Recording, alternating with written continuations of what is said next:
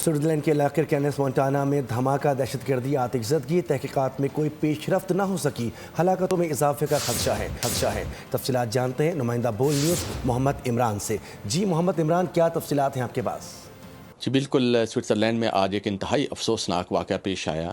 آج صبح 1:30 پر new year کے نائٹ کے موقع پر سوئٹزرلینڈ کے تاریخی سیاحتی مقام کرینز مونٹانیا کے ایک مقامی باغ میں ایک خوفناک دھماکہ ہوا، جس دھماکے کے نتیجے میں 40 سے زائد افراد ہلاک ہو گئے ہیں اور 100 سے زائد افراد تشویشناک حالت میں سوئٹزرلینڈ کے مختلف ہاسپٹل میں داخل ہیں۔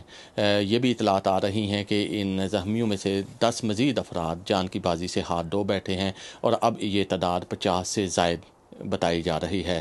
مختلف یورپین ڈیلیگیشن سے افسوس کے پیغامات بھیجے جا رہے ہیں اور اپنے تعاون کی پیشکش کی جا رہی ہے۔